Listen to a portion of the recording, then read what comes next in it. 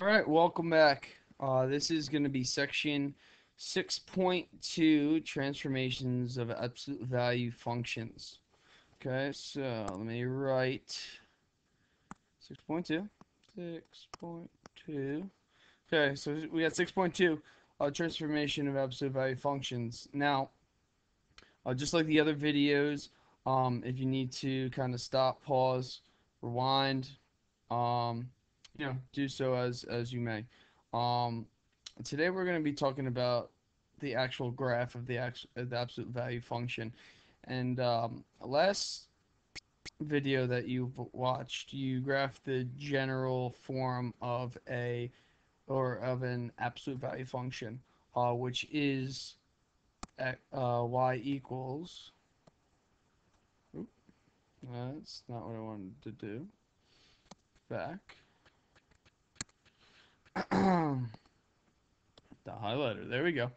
Okay, so that is going to be the general form of an absolute value function. Now, this is actually what the absolute value function looks like. But there's things that are missing. Um, I don't see any a value or a number that's in front of the absolute value brackets here. I don't see a number inside the absolute value brackets there, and I don't see anything added or subtracted after the absolute value bracket. Um, so today's lesson is to identify what the A value is, what the H value is, and what the K value is. That's going to be the general um, kind of idea of today's lesson. So we're going to be using the graphing calculators today. So if you have not grabbed a graphing calculator, please do so. Um, I have mine that is to the left side of the screen. So as I go through the calculator portion, just follow along. Like I said, if you're missing any steps, just kind of rewind and keep on watching and watch the steps when I plug each of these and graph them using the calculator. So we're not going to use an input-output chart. We're just strictly using the calculator to kind of graph this function. All right. So the first thing it says go to zoom on your calculator. That button is right here. Okay, so zoom, and it tells us to hit 6. So zoom 6 on our calculator. Oop, second quit. Okay, so if you have anything inside of anything on your calculator, just hit second quit, and you should have a black blinking box in the top left corner, something like that. So the first thing we are going to graph is y equals the absolute value of x. Okay, so whenever we graph a function, we're going to hit the y equals button at the top. Okay, and if you have something there, clear it um, with the clear button right here. Now I need to get the absolute value brackets. Now some of your calculators might be the new version or the old version, but the method is still the same. So what I want to do is hit math, which is down below the alpha. Good. Then I want to go over it and hit the right arrow to the numbers. Okay, NUM, and then I'm gonna hit um, the first button, which is going to be the absolute value button. The absolute value brackets. Now you could either hit 1 or you could hit enter. So I'm just gonna hit 1. So then your absolute value brackets are gonna pop up. So now I'm gonna hit the put input in X, and then I'm gonna hit the right arrow just to get up out of the absolute value brackets. So that is gonna match my equation of y equals the absolute value of x. So then I'm gonna hit graph. My graph is gonna look something like that. Okay, something like that. So if I was gonna graph that over here, right now I don't. The only point I really care about right now is the vertex, and that vertex is that point right there, which is where your function becomes a v, and that we all know that the absolute value equation or function is going to form a v. So you got to kind of understand where that vertex is. At this point, it's right at 0, comma 0. So if I was going to go ahead and graph this, I'm going to put a point on 0, comma 0. Okay, put a point on 0, comma 0. And then I'm going to just kind of graph it looking like this. Something like something like that. So you can kind of agree that that is going to be my general form of my function. Okay?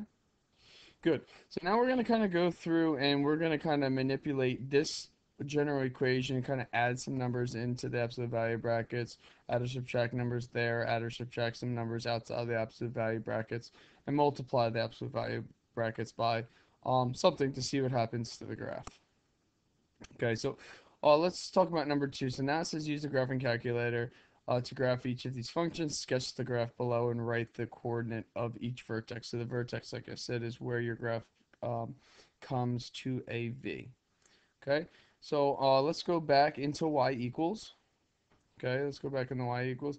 And the graph we want to graph, so the function we want to graph is y equals the absolute value of x plus 3.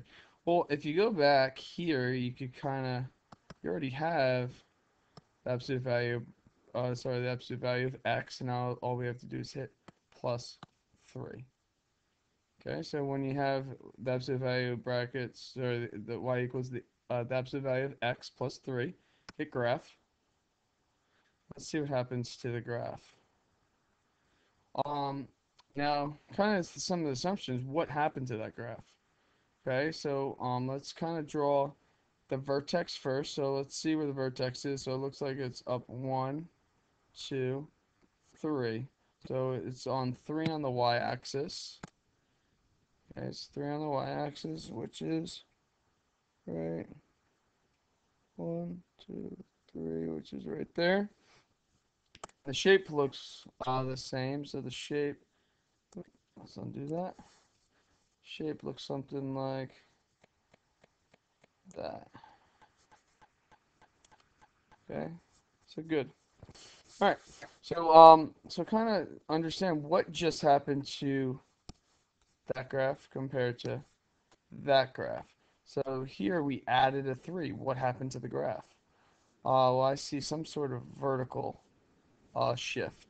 So what I want you to see here is let's graph these the rest of these 3 functions and see if you have a similar trend. And I want you to describe what do you think that k value uh, does to each of these graphs. Okay, let's go on to the next type of transformation. Okay, so like I said, I'm gonna do probably the first one with you, and then I'm gonna have you do the rest of them in each section. And then for each of these, I just want you to write a complete sentence on what you feel like is happening with each value. So the last one we dealt with k. Okay, we dealt with k on the outside. We dealt with k on the outside.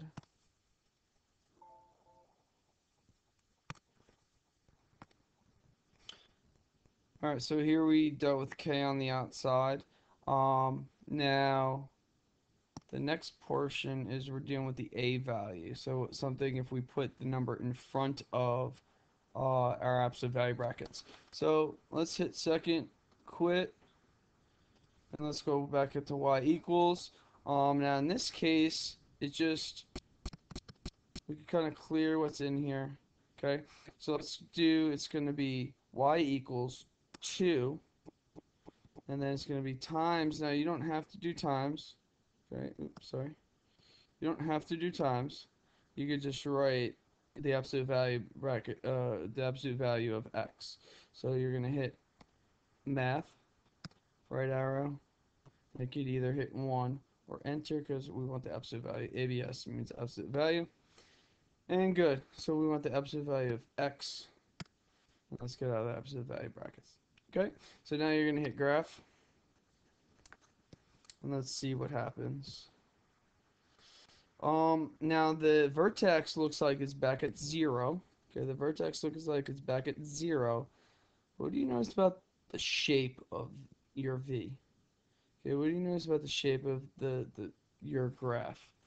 Um, if you go back to this function, it might look similar to that, but it doesn't look as wide, right? It doesn't look as wide. It's a little bit narrower going up and down that way. So I think that we would be safe by drawing the vertex on 0, comma 0, right? But we are going to have our function be a little bit narrower, or something like that. Let's make that a little bit better. Something like that, right? So we have a function has a, like a, a narrower v, something like that. So let's graph these two right here and see if we have a similar trend or a different trend by having the a value be different. Here it's a 2, here it's 1/3. Now when we put 1/3 into our calculator, make sure you put the parentheses around the 1/3, and we always know that the fraction bar means division. Okay, so and here if you have a negative, okay, think about what number is in front of the absolute value bracket. Okay, then just write a short sentence on what do you think the absolute value is, or what the a value does, um, whether it's, a 2, a 1/3, or a negative number. Okay, good. All right, my next one, and this is going to be the last transformation we're going to be talking about. Okay, this is the last transformation we're going to be talking about. Um, Now, y equals the absolute value of x is something that we graphed before. Now, we're going to be talking about the h value if we put in a number inside of my absolute value brackets. So now, we've already graphed y equals the absolute value of x. It's going to look something like this. So we know our vertex is going to be on the origin, and our graph is going to come out something like that. We know that, right?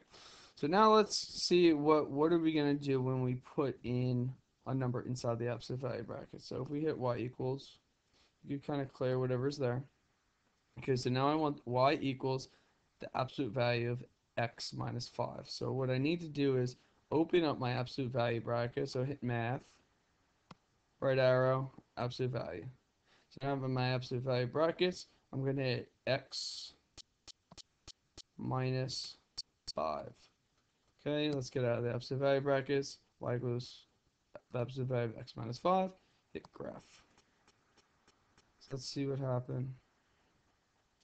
Now this is different from anything that we've seen before. If you can kind of see our graph right here, it's kind of shifted a little bit. In what direction did it shift? It actually shifted right. Let's see if we can count how many units. It shifted right 1, 2, 3, 4, 5 units. Okay, shift 5 units to the right. So my vertex is on 5, comma 0. So let's kind of plot 5, comma 0, which is 1, 2, 3, 4, 5. Okay, it's about 5. I know my graphs are a little bit smaller. Okay, and the shape looks the same. So the shape looks something like that, right? So that's my shape. And move 5 units to the right. So let's see if we can make a relationship between the 5 units to the right and the direction and the sign of that H and what happens here when I plug in a 4 inside the absolute value brackets and what direction it goes. See if you could kind of generalize a rule that you could say for our H value. Okay? Now, once you get through those generalizations, you're going to work through each of these examples. So you have 1, 2, 3, 4, and 5. Once you get 1, 2, and 3 checked by me, then these two will be money problems. All right? Good luck, and see you next time.